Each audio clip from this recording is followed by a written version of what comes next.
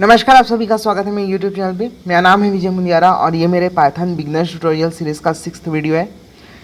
इस वीडियो में हम एक सिंपल सा प्रोग्राम बनाएंगे और उसके ज़रिए हम सीखेंगे या कह सकते हैं हम रिवाइज़ करेंगे एक तरीके से जो भी हमने इस सीरीज़ में अभी तक सीखे हैं। और रिवीजन के साथ साथ हम कुछ नई चीज़ें भी सीखेंगे, जैसे कि पाइथन में एक प्रोग्राम को लिखा कैसे जाता है और यूज़र से इनपुट लेके उसको एज अ वेरिएबल प्रोसेस कैसे किया जाता है। तो चलिए शुरू करते हैं। यहाँ पे हम सबसे पहले मैं आपको बताया था इस प्रोग्राम में हम करने के वाले। इस प्रोग्राम में हम यूज़र से दो नंबर्स लेंगे और उनके बीच में सिंपल सा एक मैथ्स का ऑपरेशन परफॉर्म करेंगे, जैसे कि प्लस माइनस या जो आपकी मर्जी। तो यहाँ पे मैं लिखता हूँ एक वेरिएबल num1 यानी कि नंबर 1 इज इक्वल्स टू, और इसके बाद मैं यूज़र से उसका इनपुट लूँगा जो वो देना चाहता है। इनपुट के लिए हमको एक फंक्शन का यूज़ करना पड़ता है जिसे हम कहते हैं इनपुट। ओके, और यहाँ पे हम दो सेकुलर ब्रैकेट्स लगाएंगे और इसके अंदर हम एक स्ट्रिंग लिखेंगे, जैसे कि enter the first number. Okay, और इसके बाद हम num2 is equals to same procedure, input string के अंदर हम लिखेंगे एंटर द सेकेंड नंबर। अब फिर हम एक तीसरा वेरिएबल डिक्लेयर करेंगे जिसका नाम होगा रिजल्ट। इसका इनपुट हम यूज़र से नहीं लेंगे, ये खुद परफॉर्म होगा num1 प्लस num2। ओके, ये कब, अगर आपको इसे प्लस करना है तब, अगर माइनस करना है तो जैसा कि आप जानते हैं यहाँ माइनस, या इनटू करना है तो इनटू। लेकिन यहाँ पे एक दिक्कत आएगी। दिक्कत क्या है, जब हम इससे इस तरीके से इनपुट लेंगे तो हम जो इनपुट में नंबर देंगे पाइथन उसे एज ए स्ट्रिंग ट्रीट करेगा। तो इस स्ट्रिंग को नंबर बनाने के लिए हमको यहाँ पे लिखना होगा int int, और int एक डाटा टाइप है। तो ऐसा करने पे जो स्ट्रिंग वैल्यू होगी वो नंबर वैल्यू में कन्वर्ट हो जाएगी। अब इसके बाद हम लिखेंगे प्रिंट और ब्रैकेट, और यहाँ पे हम लिखेंगे रिजल्ट। अगर हम ऐसे कॉमा लगा देते हैं तो ये एक स्ट्रिंग हो जाएगा और आउटपुट रिजल्ट आएगा, लेकिन अगर हम ऐसे नहीं लिखते तो ये एक वेरिएबल होगा। ओके, तो हम इसको सेव करते हैं और अब हम इसे रन कराएंगे। पाइथन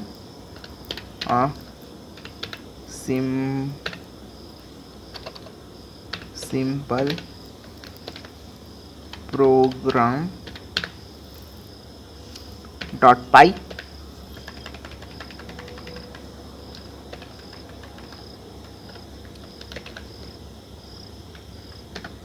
ओके, तो यहाँ पे अब आ गया है, ये पूछ रहा है कि एंटर कीजिए अपनी जो वैल्यू हम चाहते हैं।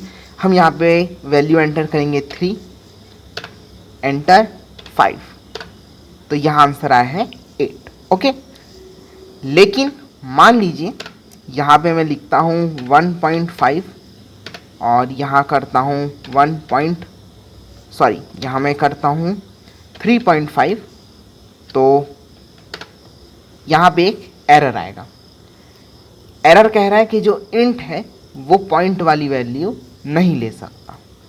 तो इसको सॉल्व करने के लिए हमको यहाँ पे लिखना होगा फ्लोट। फ्लोट भी एक डाटा टाइप है और ये जो पॉइंट्स की वैल्यूज़ होती है उनको लेता है, इंट सिर्फ होल नंबर्स को लेता है। सेव, और जब हम इसे फिर से रन करेंगे तो मैं वैल्यू देता हूँ 7.4 और दूसरे की वैल्यू देता हूँ 1.2। तो यहाँ आप देख सकते हैं 8.6 इसका आंसर आ गया है। अब ये एक सिंपल सा प्रोग्राम होता है, दो वेरिएबल, उनका हम पहले उनकी वैल्यू लेंगे यूज़र से, फिर उस वैल्यू को जो है कन्वर्ट करेंगे इंटीजर या फ्लोट में, फिर वो प्लस होगा, प्लस होके जो आंसर आएगा वो उसकी एक तीसरे वेरिएबल की वैल्यू होगी, और वो जो तीसरा वेरिएबल होगा वो प्रिंट हो जाएगा। 1 2 3 और ये 4, 4 लाइनों में ये कोड कंप्लीट।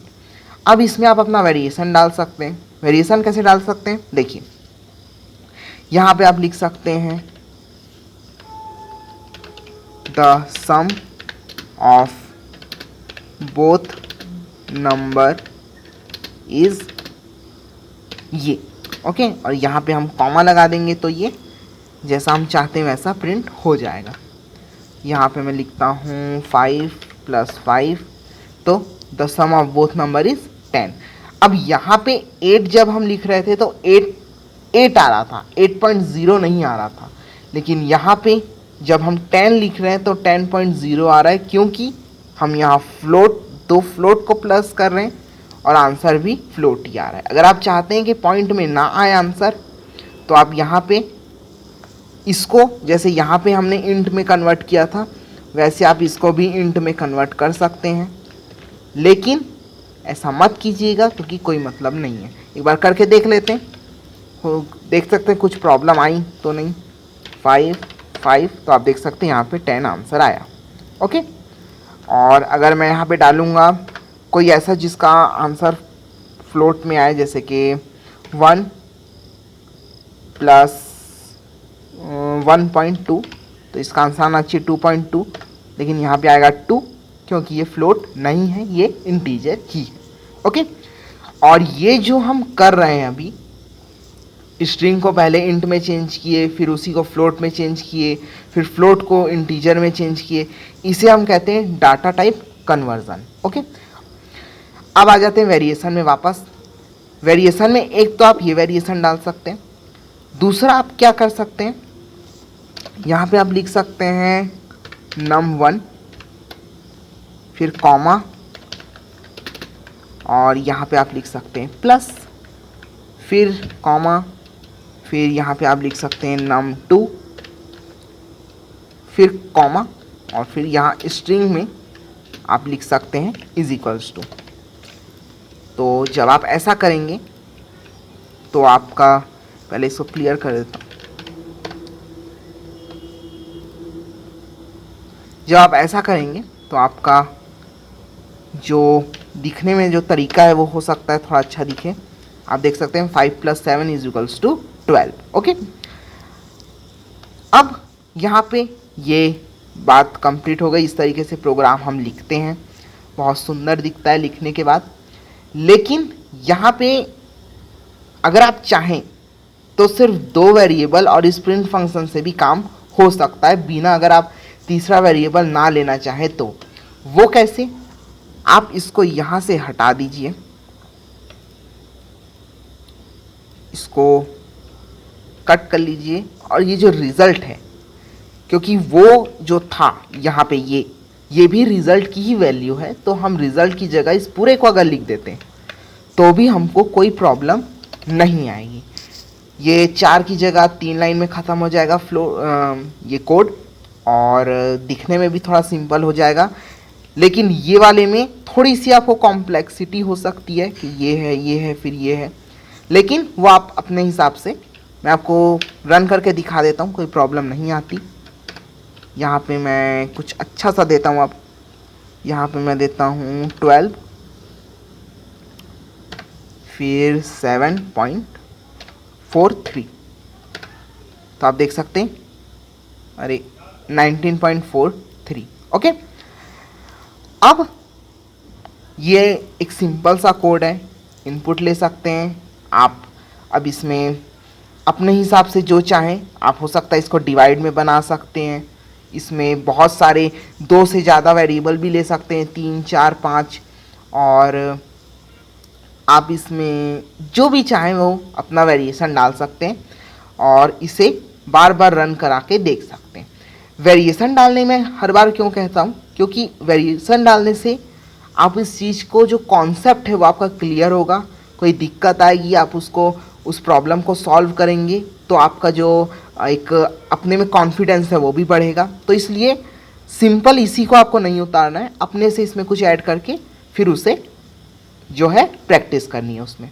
ओके, तो बस इस वीडियो के लिए इतना ही। अगर आपको वीडियो पसंद आई तो इसे लाइक कीजिए, मेरे चैनल को सब्सक्राइब कीजिए। Thank you for watching. Thank you.